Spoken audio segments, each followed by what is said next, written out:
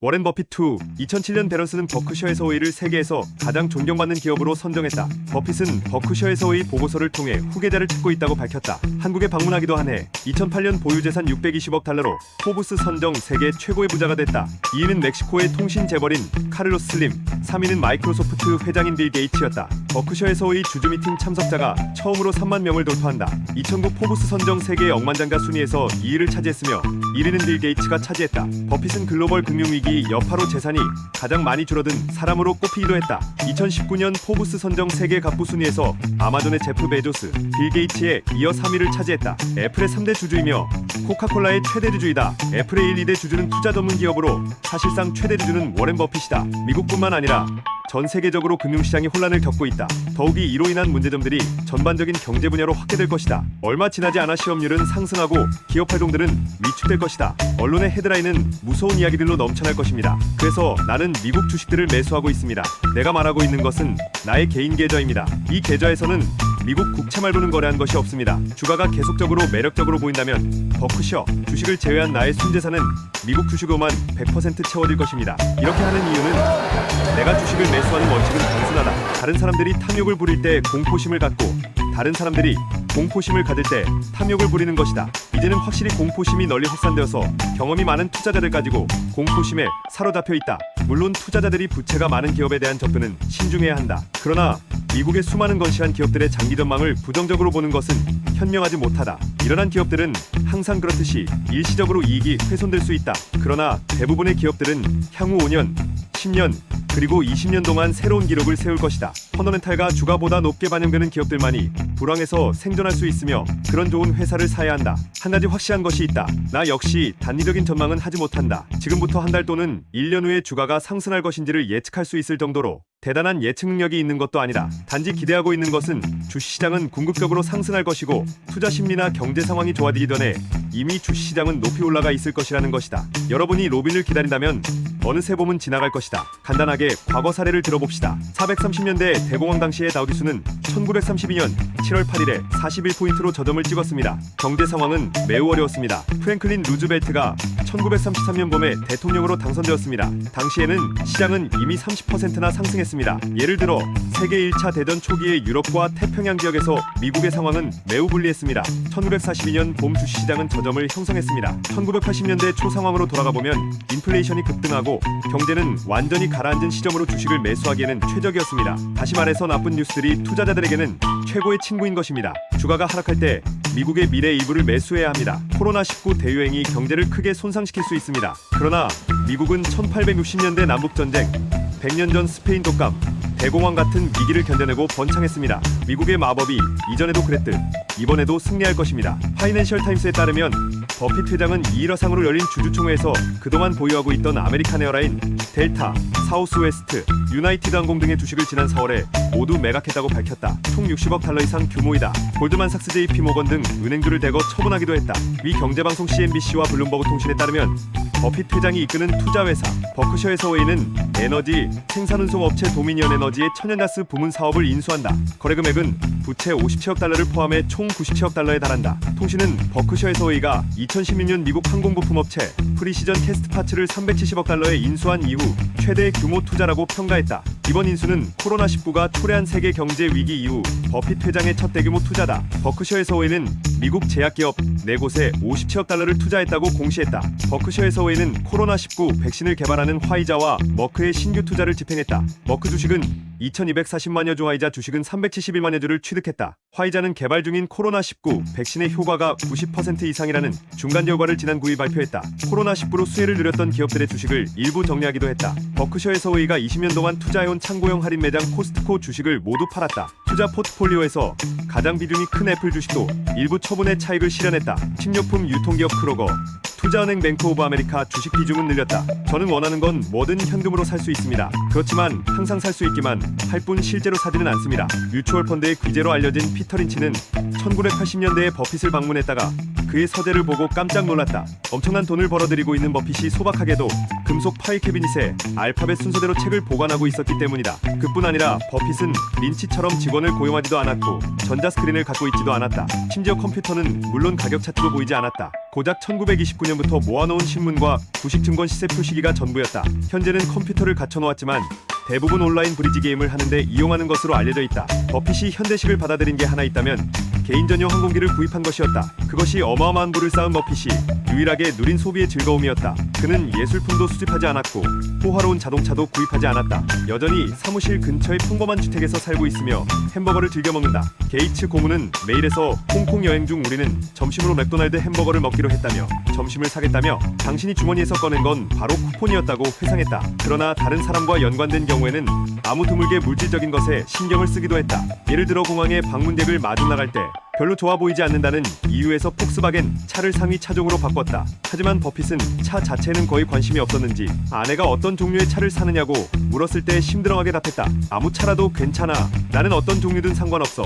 파트너이십고 버핏은 검소하게 살기를 원했고 실제로 그렇게 생활했다. 파트너 30점. 하지만 그는 식당에서 함께 먹은 식사비를 지불하는 데는 인색하지 않았다. 딸 수지 주니어의 친구는 버핏의 집을 두고 안심하고 들를 수 있는 집이었다고 말했다. 사람들이 그냥 버핏의 집으로 들어가 냉장고의 음식을 마음대로 먹을 수 있는 정도였다. 버핏은 1960년대의 평화주의 철학자이자 동시에 수학자인 버트런드 러셀의 책을 광범위하게 읽었고 그의 국제주의적 견해를 많이 받아들였다. 러셀처럼 불가지론자이자 인간의 유한성을 깊이 깨닫고 있던 그는 지구를 핵전쟁 같은 위험으로부터 보호하는 것은 사회 전체의 책임이라고 생각했다. 또한 차별은 그의 투자 철학의 핵심을 이루는 중립적인 기준과 충돌했고 또한 그는 부잣집 아이가 다른 아이들보다 출발부터 앞서가는 것은 잘못된 것이라고 생각했다. 한편 버핏은 아내의 수전의 이상주의적인 사고방식으로부터도 영향을 받았다. 버핏 가족은 백인들만 거주하는 지역에 사는 가족 중에서 흑인들을 정기적으로 집으로 초대해 접대하는 몇 안 되는 가족 중 하나였다. 또한 버핏은 낙태 문제에도 관여했다. 그는 가족계획협회에서 활발하게 활동하던 수전과 뜻을 같이해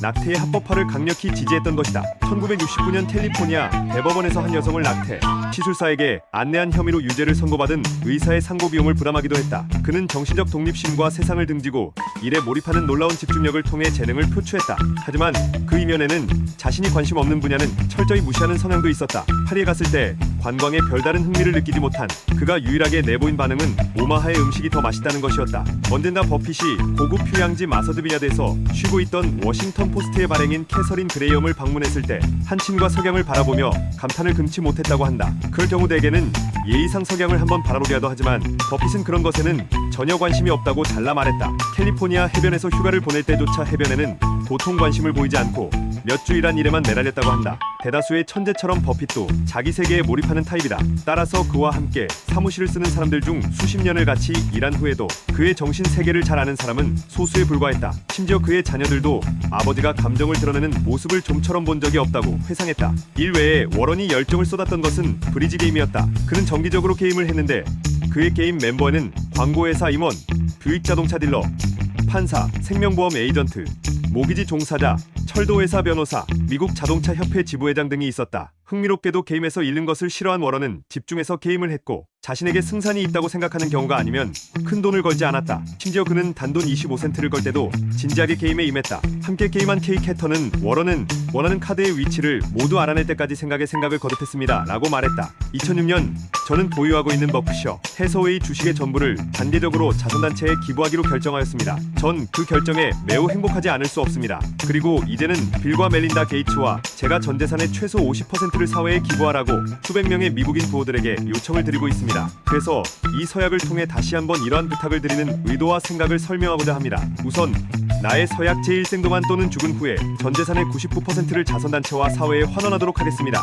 절대적인 돈으로 환산을 하면 제 전 재산의 99%는 큰 액수입니다. 하지만 상대적으로 보면 많은 일반인들이 매일매일 이보다 더 많은 걸 사회에 기부하고 있습니다. 수백만 명의 미국인들과 전 세계인들이 정기적으로 교회, 학교 또는 다른 자선단체에 기부를 하고 있습니다. 누가 이들한테 그러라고 시킨 건 아닙니다. 이들은 그 돈을 사회에 기부하지 않고 본인들과 가족들이 잘 먹고 잘 사는데 사용해도 그만입니다. 하지만 그들은 기부라는 용감한 결정을 하였습니다. 이들이 구세군이나 유나이티드 웨이와 같은 비영리 단체에 아무런 조건 없이 기부하는 재산은 바로 영어관람이나 외식과 같은 여가 생활을 스스로 포기하였다는 것을 의미합니다. 부끄럽게도 저는 제 재산의 99%를 기부하여도 저희 가족은 아직도 하고 싶은 모든 것을 할 수가 있습니다. 또한 이 서약을 실행하여도 저는 제 가장 소중한 자산인 시간을 기부하지는 않습니다. 제 자식들을 비롯한 많은 사람들은 그들의 가장 소중한 자산인 시간을 투자하면서까지 남들을 돕고 있으며, 이러한 노력들은 제가 기부하는 전 재산의 99%보다 훨씬 더 값어치가 있다고 생각합니다. 불우한 환경에서 자란 어린이들이 든든한 후견인을 만나서